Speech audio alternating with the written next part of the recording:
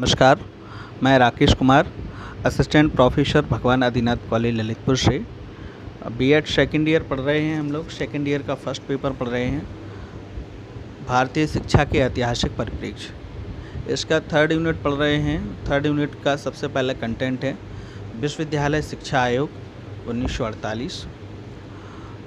इस आयोग की चर्चा करें तो देखिए, ये सार्जेंट प्लान के बाद और 1944 में, उसके बाद 1947 में देश आज़ाद हुआ। तो देश आज़ादी के बाद विश्वविद्यालय शिक्षा आयोग ये स्वतंत्र भारत का सबसे पहला शिक्षा आयोग बना और इसमें कैब और अंतर विश्वविद्यालय शिक्षा आयोग के दोनों की सहमति से एक जो है विश्वविद्यालय शिक्षा आयोग एक गठित किया गया। इसमें कई विद्वान प्रोफेसर्स और शिक्षाविद इसमें शामिल रहे और इस डॉक्टर सर्वपल्ली राधाकृष्णन महोदय भी इसमें शामिल रहे और उनकी अध्यक्षता में इस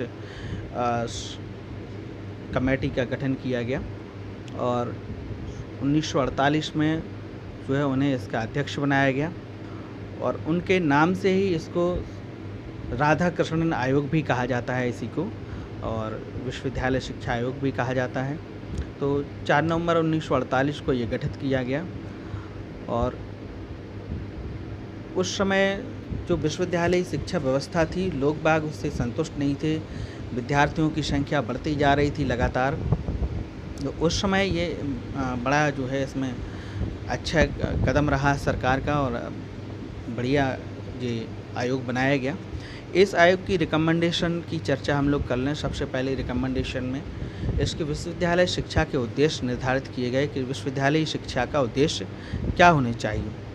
तो इसमें जो है सबसे पहला तो उद्देश्य ये बनाया गया कि जो स्नातक की अवधि है, स्नातक की जो शिक्षा है उसको सबसे पहले 3 साल का किया जाना चाहिए और परास्नातक की जो कक्षा हैं उन्हें जो है 2 साल का करना चाहिए और जो रिसर्च वर्क है, शोध कार्य हैं, पीएचडी वगैरह जो हैं, तो इसको भी मिनिमम 24 महीने का इसमें होना चाहिए, 2 साल का ये होना चाहिए। ठीक। अगला पॉइंट इसमें बताया गया कि विश्वविद्यालय द्वारा छात्रों को ऐसा प्रशिक्षण दिया जाए कि जिनमें उनके बौद्धिक विकास के साथ साथ ये समाज का मार्गदर्शन भी कर सकें, उनका गाइडेंस कर सकें, ऐसी इनमें प्रतिभा इनमें डाली जाए। अगला पॉइंट इसमें बताया गया कि इसमें जो जूनियर और सीनियर टीचर रहें विश्वविद्यालय शिक्षा व्यवस्था में, तो इसमें जूनियर टीचर जो है का अनुपात और सीनियर टीचर का अनुपात 2:1 का होना चाहिए। ठीक। मीन्स अगर 20 सीनियर टीचर हैं तो 40 जो है जूनियर टीचर होनी चाहिए, जिससे वो उनके साथ रहकर उनके गाइडेंस में, उनके मार्गदर्शन में वो भी अपना और अच्छा कर सकें। अगला पॉइंट इसमें बताया गया है कि विश्वविद्यालय के अध्यापक जो है अपने पद पर 60 वर्ष तक बने रहेंगे, 60 वर्ष तक वो सेवाएं देते रहेंगे और जो प्रोफेसर्स हैं वो प्रोफेसर्स जो है 64 वर्ष तक अपनी सेवाएं प्रदान कर सकते हैं।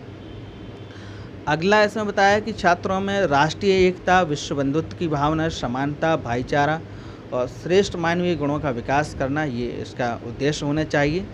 बालकों में ये सारी चीज़ें, वसुधैव कुटुंबकम की भावना, दूसरे लोगों की हेल्प करना, एक दूसरे के काम आना, राष्ट्रीयता की भावना, ये जो ह्यूमन वैल्यूज़ हैं ये डेवलप होने चाहिए। ऐसी शिक्षा व्यवस्था का प्रबंध जो है विश्वविद्यालय शिक्षा आयोग को करना चाहिए।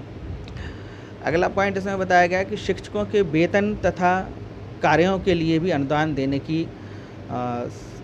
एवं महाविद्यालयों व विश्वविद्यालयों में समरसता स्थापित करने के लिए विश्वविद्यालय अनुदान आयोग यूजीसी, यूनिवर्सिटी ग्रांट कमीशन की स्थापना की जानी चाहिए, जो विश्वविद्यालय और महाविद्यालयों की जो है गुणवत्ता को देखे, उनकी जो है जो भी उनकी समस्याएं हैं उन समस्याओं का सॉल्यूशन निकाले, उनके लिए नियम बनाए और उनके लिए ज़्यादा से ज़्यादा हेल्पफुल कार्य कर सकें। तो ये विश्वविद्यालय शिक्षा व्यवस्था के जो है उद्देश्य रहे। अब हम लोग इस चर्चा कर लें शिक्षकों की समस्याएं इसमें क्या इन्होंने गिनाई हैं विश्वविद्यालय शिक्षा आयोग में। तो शिक्षकों की समस्याओं में इसमें सबसे पहला उन्होंने कहा कि शिक्षण स्तर के गिरने का मुख्य कारण जो है इसमें बताया गया कि जो विश्वविद्यालय के शिक्षक हैं वह शिक्षक अपना शिक्षण कार्य ना करके अन्य प्रशासनिक कार्यों में व्यस्त रहते हैं। इस कारण जो है शिक्षण की गुणवत्ता इसमें गिर रही है। ये इसमें सबसे पहली समस्या इसमें बताई गई। दूसरा बताया गया कि विश्वविद्यालय के अध्यापक जो है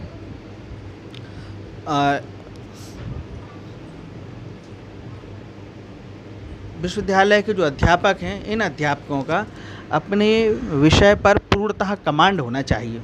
ये एक समस्या इसमें बताई गई कि पूर्णतः कमांड ना होने की वजह से कई बार स्टूडेंट क्लास नहीं लेते हैं या कई दिक्कतें इसमें खड़ी होती हैं। तो उसका सीधा सा सुझाव था इस आयोग का कि सबसे पहले जो विश्वविद्यालय स्तर के टीचर हैं वो अपना जो भी सब्जेक्ट है उनका उस सब्जेक्ट में कमांड हासिल करें और फिर क्लास में पढ़ाएं। अगला इसमें बताया गया है इसकी समस्या, शिक्षकों की समस्या बताई गई है विश्वविद्यालय शिक्षा आयोग के अनुसार कि प्रोविडेंट फंड का आयोजन ठीक प्रकार से किया जाना चाहिए। इसके लिए 8% उस अध्यापक की तरफ से और 8% जो है विश्वविद्यालय प्रदान करे, जिससे उनका भविष्य सुरक्षित रहे और उन्हें प्रोविडेंट फंड उन्हें प्रोवाइड किया जा सके। ठीक। अगला पॉइंट इसमें बताया गया है कि जो एक शिक्षक से सप्ताह में अधिक से अधिक जो है 18 घंटे जो है अध्यापन कार्य कराना चाहिए। इससे अधिक अध्यापन कार्य ना कराया जाए। तो इस तरह की ये जो है इसमें विश्वविद्यालय शिक्षा आयोग के हम लोगों ने 2 चीज़ों पे चर्चा की। एक विश्वविद्यालय शिक्षा आयोग के उद्देश्य और दूसरा विश्वविद्यालय शिक्षा के शिक्षकों की समस्याएं, जिन समस्याओं पर चर्चा की। इनके अलावा हम इसके आगे इसकी और चर्चाओं को हम लोग कल डिस्कस करेंगे।